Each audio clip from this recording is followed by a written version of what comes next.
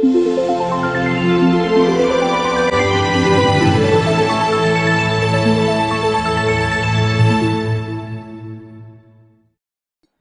Everyone, welcome to Indian academy मेरा। और आज हम टॉपिक लेते हैं उपराष्ट्रपति। जैसे हमने पहले लेक्चर में राष्ट्रपति को देखा था कि भारत का एक राष्ट्रपति होगा, वैसे ही व्यवस्था हमारे संविधान में एक पद उपराष्ट्रपति की गई है। तो आज हम टॉपिक रखते हैं भारत का उपराष्ट्रपति, जिसके लिए हम देखें हम पढ़ेंगे भाग 5। भाग 5 में ही हमने राष्ट्रपति को पढ़ा था और भाग 5 में ही हम उपराष्ट्रपति या वाइस प्रेसिडेंट ऑफ इंडिया को देखते हैं। तो आज टॉपिक है हमारा उपराष्ट्रपति। आर्टिकल 63 से 69 स्पेशली प्रोविजंस आर्टिकल 63 से 69 तक के दिए गए हैं भारत के संविधान के भाग 5 में। ठीक, अब आप देखते हैं कि भारत में कौन व्यक्ति ऐसा है कि जो राष्ट्रपति बन सकता है, कहां पर राष्ट्रपति पद की व्यवस्था दी गई है। तो जब हम संविधान का आर्टिकल 63 देखते हैं, स्पेशली आर्टिकल 63, तो आप देखिए यहाँ पर उपराष्ट्रपति पद की व्यवस्था की गई है। तो आपको एक तो सिंपल याद रखना है कि उपराष्ट्रपति पद संविधान में कहां पर है, तो उपराष्ट्रपति पद संविधान में आर्टिकल 63 में। अब हम देखें कि कौन व्यक्ति ऐसा है कि जो राष्ट्रपति बन सकता है, अर्थात योग्यताएं राष्ट्रपति के लिए क्या होंगी। तो हम देखें यहाँ पर योग्यता, दो चीजें हमें यहाँ पर देखनी है। एक देखना है सबसे पहले योग्यता, और जब हम योग्यताएं देखते हैं तो हम इसके लिए आर्टिकल देखते हैं, आर्टिकल 66 संविधान का अनुच्छेद 66 जो कि बताता है कि राष्ट्रपति की योग्यताएं क्या होंगी। तो योग्यता में हम सबसे पहला देखें, जो कंपल्सरी योग्यता है वह भारत का नागरिक होना चाहिए। क्या हो? भारत का नागरिक हो, पहली योग्यता। दूसरी योग्यता की यदि हम बात करें तो complete the age of 35 years, 35 वर्ष कम से कम आयु होनी चाहिए। आपको एक बात ध्यान रखनी है कि कम से कम आयु की व्यवस्था संविधान में की गई है। उपराष्ट्रपति अधिकतम कितनी एज का हो सकता है, ऐसी व्यवस्था हमारे संविधान में नहीं है किसी भी राजनीतिक पद के लिए। और जब आप देखेंगे तो कहीं पर भी इसकी मैक्सिमम जो एज है वो डिफाइन नहीं की गई है। मिनिमम एज को जरूर बताया गया है, जैसे राष्ट्रपति की 35 है वैसे ही उपराष्ट्रपति की 35 कम से कम हो। इसके बाद हम तीसरी योग्यता की तरफ चले तो तीसरी योग्यता जो है वो ये कहती है कि राज्यसभा का, ध्यान रखना है राज्यसभा, ये शब्द आप अच्छे से याद रखेंगे, राज्यसभा का सदस्य निर्वाचित होने की योग्यता, सदस्य की योग्यता रखता हो। अब देखिए आप दूसरी चीज याद रखें, केवल योग्यता की बात की गई है, राज्यसभा का सदस्य हो। उपराष्ट्रपति ऐसा नहीं है, सिर्फ उसके पास क्वालिफिकेशंस ऐसी होनी चाहिए कि उसे राज्यसभा का मेंबर बनाया जा सके। तो ये यहाँ पर तीन योग्यताएं दी गई हैं आर्टिकल 66 में, और उसके साथ एक चौथी बात और कह रखी है कि वो लाभ के पद पर न हो, लाभ के पद पर न हो। जैसा हमने राष्ट्रपति को पढ़ा था वहां भी ये बात थी, शर्त के लिए, शर्त के अधीन आती थी एक बात कि उसके पास कोई लाभ का पद नहीं होना चाहिए। वैसे यहाँ पर भी है कि लाभ का पद नहीं होना चाहिए, अर्थात जिस व्यक्ति के पास लाभ का पद है वो राष्ट्रपति बनने के योग्य नहीं होता। अब लाभ के पद के दायरे में कौन कौन लोग आते हैं, कौन कौन नहीं आते हैं, ये हमने पहले भी डिस्कस किया था कि राष्ट्रपति, उपराष्ट्रपति, राज्यपाल, फिर संघ या राज्य का कोई भी मंत्री लाभ के पद के दायरे में नहीं आता। इसका मतलब ये है कि जो 4-5 पद मैंने आपको बताए हैं, इन पदों को यदि वो रखता है तो लाभ का पद नहीं माना जाएगा। इसके अलावा कोई अन्य पद लाभ के पद की कैटेगरी में आता है, अर्थात उसके पास लाभ का पद ना हो। तो ये तो बात की थी हमने उपराष्ट्रपति की योग्यताएं क्या होंगी। तो देखो यहाँ से छोटे छोटे से क्वेश्चंस आते हैं, कम से कम एज कितनी होती है उपराष्ट्रपति की, निम्न में से कौन सी योग्यता उपराष्ट्रपति के पास नहीं होनी चाहिए। तो यहाँ पर आपको ये राज्यसभा शब्द जरूर याद रखिए। जब हम राष्ट्रपति पढ़ते थे तो वहां पर शब्द दिया था लोकसभा, लोकसभा का सदस्य की योग्यता रखता हो, यहाँ पर है राज्यसभा का सदस्य की योग्यता रखता हो। तो ये तो बात थी योग्यता। अब हम बात करें कि इसका इलेक्शन होता है, नियुक्ति होती है, क्या होती है, तो आपको एक अच्छे से बात याद रखनी है कि उपराष्ट्रपति की नियुक्ति नहीं होती, उपराष्ट्रपति का भी इलेक्शन होता है, उसका भी निर्वाचन होता है। तो आपको याद आ रहा होगा उपराष्ट्रपति, जैसे तो उपराष्ट्रपति का जो निर्वाचन होगा वो भी हम इसी आर्टिकल में देखेंगे। अनुच्छेद 66 में ही हम देखते हैं उसका निर्वाचन कैसे होगा। तो हमें निर्वाचन के लिए ध्यान रखना है आर्टिकल 66, निर्वाचन भी इसी अनुच्छेद में है और योग्यताएं भी इसी अनुच्छेद में, अर्थात इलेक्शन ऑफ वाइस प्रेसिडेंट। देखो बहुत सिंपल है, राष्ट्रपति का इलेक्शन पढ़ा उसके लिए हमने वहां थोड़ी बातें पढ़ी है, अलग अलग से तरह के लोग आते हैं जो राष्ट्रपति के इलेक्शन वोट करते हैं, लेकिन उपराष्ट्रपति के इलेक्शन में आपको बहुत सिंपल तरीके से याद करना है कि इसका निर्वाचन जो होता है वो एक निर्वाचक मंडल द्वारा किया जाता है। कौन करता है? निर्वाचक मंडल करता है। अब ये निर्वाचक मंडल कौन होगा? ठीक, तो आपको याद रखना है निर्वाचक मंडल का मतलब होता है संसद के सदस्य, संसद के सदस्य। अब आप देखिए यहाँ पर कोई ऐसा चक्कर नहीं है कि निर्वाचित सदस्य होंगे या मनोनीत सदस्य भाग लेंगे। तो आपको याद रखना है कि संसद के सदस्य में सभी सदस्य, चाहे वो निर्वाचित हो या फिर वो निर्वाचित हो या कह सकते हैं मनोनीत हो, ऐसे सदस्य भी राष्ट्रपति के इलेक्शन में भाग लेते हैं। तो सिंपल याद रखना है सदस्यों से बनने वाला निर्वाचक मंडल राष्ट्रपति का निर्वाचन, उपराष्ट्रपति का निर्वाचन करता है। तो ये शब्द यहाँ पर याद रखना है और बहुत सिंपल है, एक शब्द आपको याद रखना पड़ेगा बस, संसद के सदस्यों का से बनने वाला निर्वाचक मंडल इसमें भाग लेता है। दूसरा चीज आपको यहाँ पर एक और याद रखनी है इसके साथ कि जो इलेक्शन होगा उसका ढंग क्या होगा, उसकी रीति क्या होगी। तो यहाँ आपको 3 शब्द इसके लिए याद रखना है कि अनुपातिक, दूसरा शब्द है एकल संक्रमणीय, या आप इसे हस्तांतरणीय भी बोल सकते हैं, सिंगल ट्रांसफरेबल भी बोल सकते हैं, और गुप्त मतदान। ये 3 शब्द यहाँ इस्तेमाल हो रहे हैं। देखिए बहुत अच्छे से याद रखना है, यही तीनों शब्द हमने राष्ट्रपति के साथ भी पढ़े थे, उपराष्ट्रपति के साथ भी पढ़े हैं कि अनुपातिक ढंग से, एकल संक्रमणीय और गुप्त मतदान रीति से ही इसका इलेक्शन होगा, अर्थात निर्वाचन होगा। इसका मतलब ये हुआ कि एक पर्टिकुलर रेशियो में, एक पर्टिकुलर परसेंटेज में, एक अनुपात में वोट हासिल करने होते हैं, अर्थात कह सकते हैं कि यहाँ पर अग्रता ही विजेता है कि नियम लागू नहीं होता कि जिसको सबसे ज्यादा वोट मिल गए वो ही व्यक्ति उपराष्ट्रपति बन गया। ऐसा यहाँ पर लागू बिल्कुल भी नहीं है। यहाँ पर एक निश्चित परसेंटेज में आपको अपनी वोट बनानी पड़ेगी, उसके बाद ही आप विजेता डिक्लेयर होंगे। ये तो बात इसकी है। दूसरा शब्द है एकल संक्रमणीय, अर्थात जो वोटर्स होते हैं, जो एमपी हैं, मेंबर ऑफ पार्लियामेंट है, ये वोट करने के लिए जा रहे हैं, तो जो वोट देंगे, वोट के कैंडिडेट जितने सामने खड़े हुए होते हैं वहां पर उपराष्ट्रपति पद के लिए, तो उन्हें वरीयता क्रम में वोट दिया जाता है, जिससे कि एक व्यक्ति को वो निश्चित अनुपात प्राप्त हो सके, दिया जा सके। तो वरीयता क्रम की दृष्टिकोण से देखें तो उसे एकल संक्रमणीय बोलते हैं।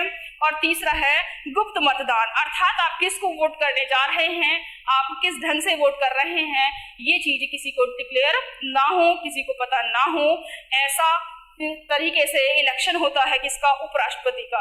बस आपको ध्यान रखना है राष्ट्रपति उपराष्ट्रपति दोनों के लिए ही शब्द इस्तेमाल हुए हैं यहाँ पर। बस यहाँ निर्वाचक मंडल वोट करता है और वहां आपको मैंने पढ़ाया ही है कि वहां पर विधानसभा के मेंबर भी भाग लेते हैं। तो आपको ध्यान रखना है यहाँ पर कि यहाँ विधानसभा का कोई मेंबर, किसी भी प्रकार का कोई मेंबर भाग नहीं लेता, यहाँ टोटल एमपी भाग लेते हैं। बस आप याद रखेंगे टोटल एमपी और पार्लियामेंट। इसके बाद हम यदि बात कर लें तो आर्टिकल 66 में ये 2 बातें हुई, और तीसरी एक बात और यहाँ इंपॉर्टेंट है आर्टिकल 66 में कि कहता है कि जो भी व्यक्ति उपराष्ट्रपति बनेगा, उपराष्ट्रपति के लिए उसका निर्वाचन यदि किया जाता है तो ध्यान रखें कि वो व्यक्ति किसी भी सदन का, चाहे वो लोकसभा हो, चाहे वो राज्यसभा हो, चाहे वो स्टेट लेवल पर जो स्टेट लेजिस्लेशन है, जिसे आप विधानमंडल कह सकते हैं, विधानसभा, विधान परिषद का सदस्य नहीं होना चाहिए। सेम बिल्कुल जैसे हमने राष्ट्रपति का देखा था कि किसी भी सदन का सदस्य ना हो, वही सेम शर्त इसके लिए आर्टिकल 66 में है। लेकिन यदि अब आपके दिमाग में आ रहा होगा ऐसा तो बहुत होता है, जैसे अभी जो वर्तमान में हमारे उपराष्ट्रपति हैं वेंकैया नायडू जी, तो वो क्या थे, पार्लियामेंट मेंबर थे। तो आप ध्यान रखें यदि कोई व्यक्ति ऐसा है जो पार्लियामेंट मेंबर है, जो किसी लेजिस्लेशन के किसी पार्ट का मेंबर है, तो वो यदि इलेक्शन तो लड़ सकता है, इलेक्शन लड़ने के बाद यदि वो निर्वाचित हो जाता है तो उसका पहला पद, जो भी वो पद पर था, एमपी के रूप में था, एमएलए के रूप में था, एमएलसी के रूप में था, उसका वो पद रिक्त समझ लिया जाएगा। ठीक, तो आप ध्यान रखेंगे। अब आपके लिए बहुत अच्छा क्वेश्चन, उपराष्ट्रपति का निर्वाचन किस आर्टिकल में होता है? उपराष्ट्रपति के निर्वाचन के लिए कौन सी नीतियां अपनाई जाती हैं? तो तीनों शब्द अच्छे से याद रखने हैं। कौन सी नीति नहीं अपनाई जाती, इसके अलावा जो भी वहां शब्द लिखा मिलेगा। उपराष्ट्रपति के इलेक्शन में कौन लोग भाग लेते हैं? तो मेंबर ऑफ पार्लियामेंट, और यहाँ निर्वाचित का कोई चक्कर नहीं है, सीधा संसद के सदस्य भाग लेते हैं। दूसरा, क्या वो कौन से सदन का मेंबर होता है उपराष्ट्रपति? तो ध्यान रखें, किसी भी सदन का नहीं, ना ही उपराष्ट्रपति और ना ही राष्ट्रपति किसी सदन के सदस्य होते हैं। बस उसके पास एलिजिबिलिटी इतनी होनी चाहिए कि उसे राज्यसभा का मेंबर बनाया जा सके। तो आपको ये बात अच्छे से ध्यान रखनी है। तो ये निर्वाचन का जो कंसेप्ट आर्टिकल 66 में है वो तो हो गया होगा आपको क्लियर। अब बात करते हैं कि यदि उपराष्ट्रपति का नाम सुझाया जाता है कि वे कौन व्यक्ति उपराष्ट्रपति का चुनाव लड़ेगा, उसके निर्वाचन में स्थिति उसकी बनेगी, तो ध्यान रखें कि जो उपराष्ट्रपति होगा इसका नाम जो देंगे उन्हें हम प्रस्तावक और एक होते हैं अनुमोदक।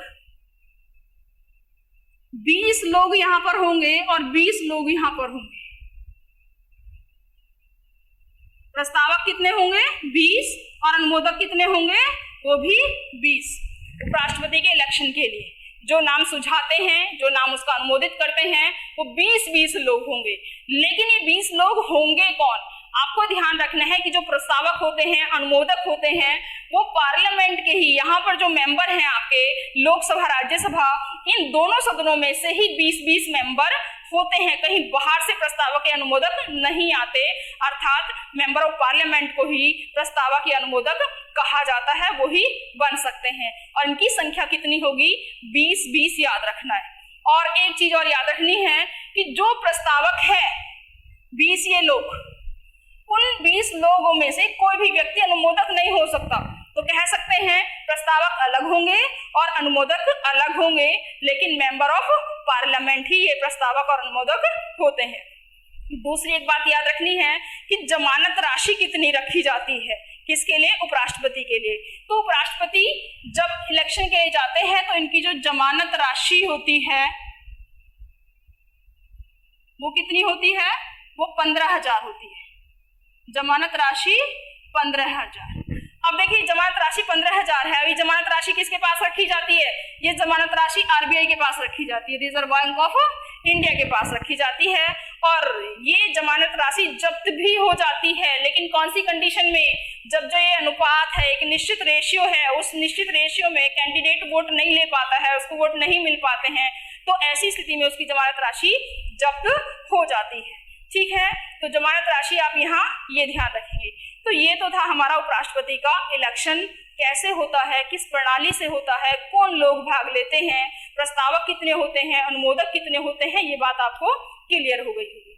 अब हम बात कर लें शपथ की।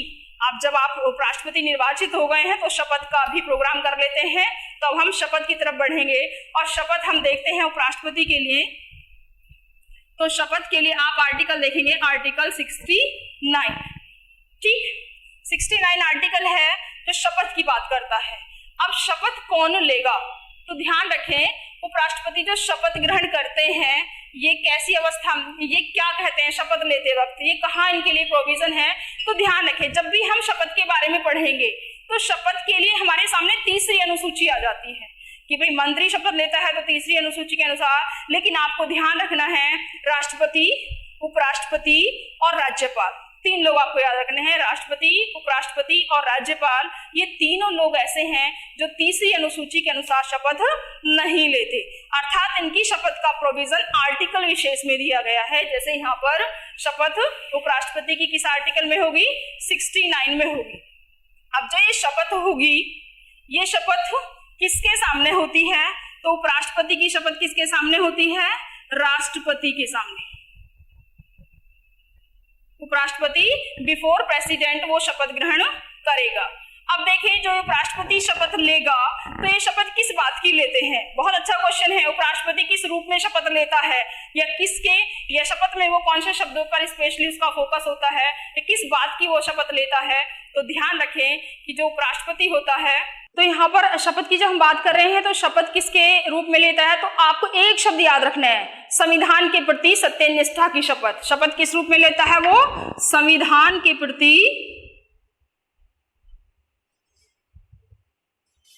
सत्यनिष्ठा। ये प्री का बहुत अच्छा क्वेश्चन हो सकता है ऑप्शन में कि उपराष्ट्रपति शपथ किस रूप में लेता है, संविधान के प्रति निष्ठा के रूप में वो शपथ ग्रहण करेगा आर्टिकल 69 में। ठीक, तो आपको क्लियर हो गया होगा शपथ किसके सामने लेता है, किस आर्टिकल में लेता है और किस रूप में शपथ लेता है। अब उसके बाद हम नेक्स्ट चलते हैं कि भाई हमने इलेक्शन भी कर लिया है और हमने शपथ भी ग्रहण कर ली है, अब हम पद पर कब तक बने रहेंगे। ठीक, तो अब हम नेक्स्ट आर्टिकल जब चलते हैं तो आप देखें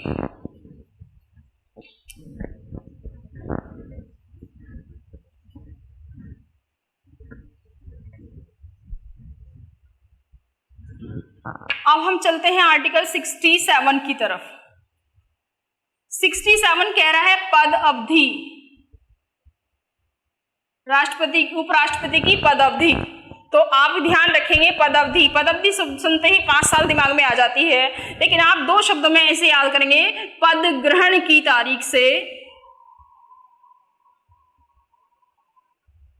5 वर्ष। ठीक है, पद ग्रहण की तारीख से 5 वर्ष के लिए वो अपने पद पर बना रहेगा। दूसरी बात यहाँ पर लिखी हुई है कि यदि वो त्यागपत्र देना चाहते हैं, उपराष्ट्रपति का त्यागपत्र किसको जाता है, तो आप ध्यान रखें राष्ट्रपति को। किसको जाता है यहाँ पर? राष्ट्रपति को। इसके बाद इसी आर्टिकल में व्यवस्था है कि क्या उपराष्ट्रपति को हटाया जा सकता है 5 साल से पहले भी, और हटाया जा सकता है तो कैसे हटाया जा सकता है। तो आप हमेशा याद रखेंगे कि जब भी उपराष्ट्रपति की बात होगी तो महाभियोग शब्द का इस्तेमाल यहाँ पर नहीं हुआ है। आपको याद रखना है महाभियोग से केवल राष्ट्रपति हटाया जाता है, ना कि उपराष्ट्रपति। तो यहाँ पर हटाने की यदि बात आती है तो वो भी आर्टिकल 67 में। अब देखिए हटाएंगे कैसे उपराष्ट्रपति को उसके पद से। तो जैसे मैंने अभी आपको बताया था कि उसके पास राज्यसभा का सदस्य निर्वाचित होने की योग्यताएं होनी चाहिए। तो उसे हटाने के लिए, क्योंकि आपने क्वेश्चन बहुत अच्छे से पढ़ा होगा कि राज्यसभा का पदेन सभापति कौन होता है, तो वो आप हमेशा पढ़ते हैं उपराष्ट्रपति। तो ये ध्यान रखें, ये पदेन सभापति होता है किसका? राज्यसभा का। इसलिए उपराष्ट्रपति को पद से हटाने के लिए जो प्रोसीडिंग शुरू करेगा, संकल्प लेकर के आएगा, वो राज्यसभा ही लेकर के आएगा। तो हटाएगा कैसे? इसकी शुरुआत कौन सा सदन करता है? राज्यसभा। अब राज्यसभा कितने मेंबर्स के साथ संकल्प ला सकती है उसको हटाने के लिए, तो आपको यहाँ याद रखना है कि राज्यसभा तत्कालीन सदस्यों, जितने उस टाइम उसके सदस्य हैं, बहुमत से, राज्यसभा में तत्कालीन जो मेंबर्स हैं उसके बहुमत से पारित संकल्प के द्वारा राष्ट्रपति को पद से उपराष्ट्रपति को पद से हटाने की प्रक्रिया शुरू हो जाती है।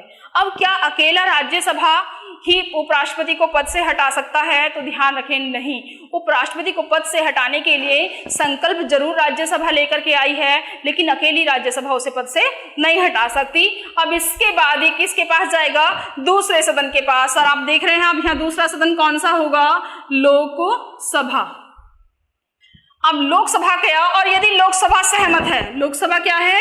सहमत है, तो ये पद से हट जाएंगे उपराष्ट्रपति महोदय। तो लोकसभा का कितना बहुमत चाहिए यहाँ पर उपराष्ट्रपति को पद से हटाने के लिए? तो यहाँ सिर्फ इतना शब्द लिखा है कि यदि लोकसभा सहमत है। इसका मतलब ये हुआ कि जिस समय उपराष्ट्रपति को पद से हटाने के लिए राज्यसभा ने संकल्प किसके पास भेजा? तो लोकसभा के पास भेजा। तो उस टाइम लोकसभा में कितने मेंबर्स थे, कितने मेंबर उपस्थित थे? जैसे आप जानते हैं कि कोरम 1/10 का होना चाहिए, 55 मेंबर तो वहां पर चाहिए, तो इतने तो होंगे ही। 55 के अलावा वहां जितने भी मेंबर हैं, मान लिया वहां 80 मेंबर हैं, वहां 90 मेंबर हैं, तो जितने उपस्थित लोकसभा में मेंबर हैं उस उपस्थित मेंबर का आधा वहां यदि सहमत हो जाता है कि उपराष्ट्रपति को पद से हटाया जा सके, तो ऐसी अवस्था में उपराष्ट्रपति पद से हट जाएगा। अब आपके लिए प्री का बहुत अच्छा क्वेश्चन बनता है, उपराष्ट्रपति को पद से कौन सा सदन हटा सकता है? तो ध्यान रखें कौन सा सदन हटा सकता है, तो आपको आंसर में देना है दोनों सदन। अकेला सदन तो नहीं हटा पा रहा है, ना राज्यसभा ना लोकसभा, राज्यसभा तो केवल संकल्प ला रही है। लेकिन यदि क्वेश्चन आता है कि पहल कौन सा सदन करता है उपराष्ट्रपति को पद से हटाने के लिए, या कौन सा सदन संकल्प लाता है उसे पद से हटाने के लिए, तब आप आंसर राज्यसभा दे सकते हैं। लेकिन सिंपल कहा है कि उपराष्ट्रपति को पद से कौन हटाएगा, तो आपका आंसर दोनों सदन ही आएगा। ठीक है, तो ये था यहाँ पे हमारा आर्टिकल 67। अब इसके बाद हम चलते हैं आर्टिकल 68, अर्थात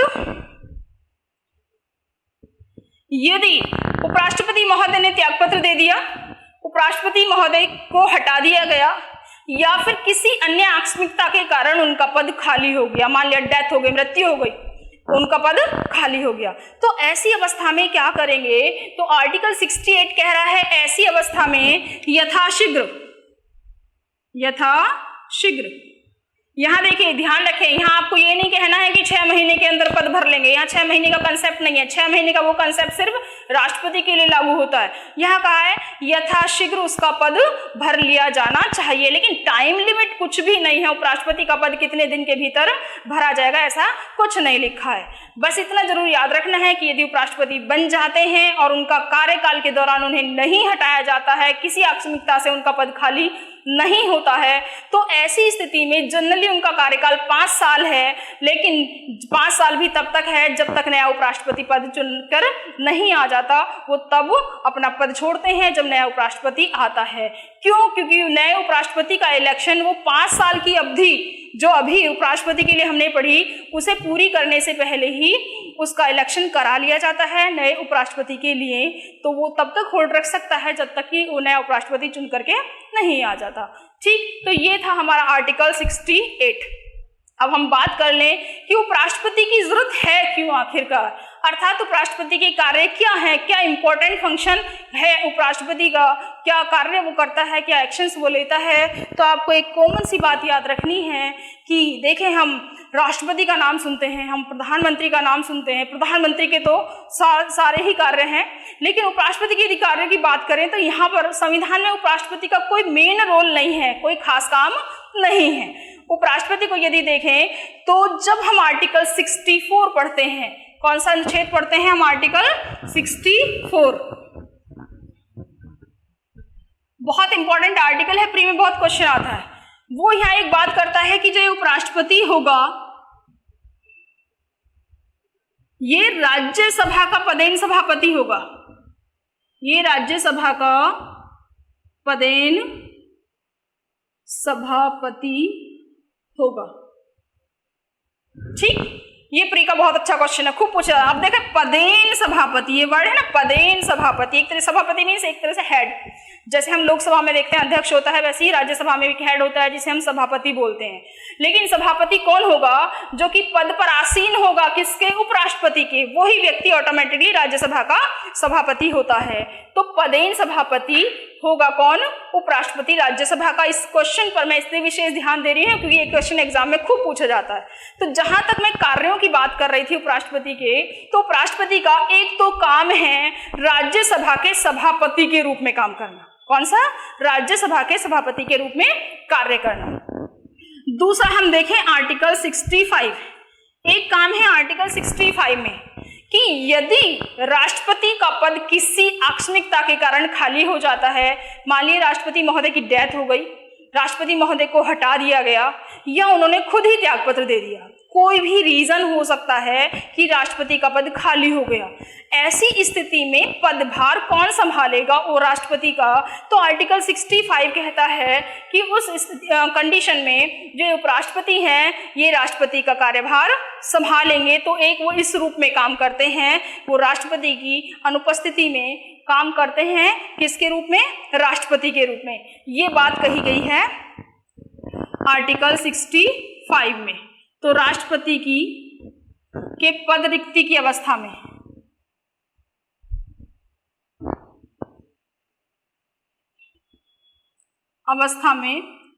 उपराष्ट्रपति राष्ट्रपति का कार्यभार संभालेगा।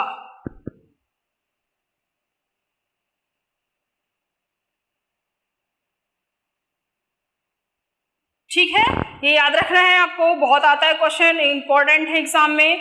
और देखिए आपको एक बात ध्यान रखनी है कि जब उपराष्ट्रपति राष्ट्रपति के रूप में कार्यभार संभाल रहे हैं, क्योंकि राष्ट्रपति महोदय का पद किसी वजह से खाली हो गया है, तो ऐसी अवस्था में क्या वो राज्यसभा के सभापति के रूप में भी पद संभालेंगे?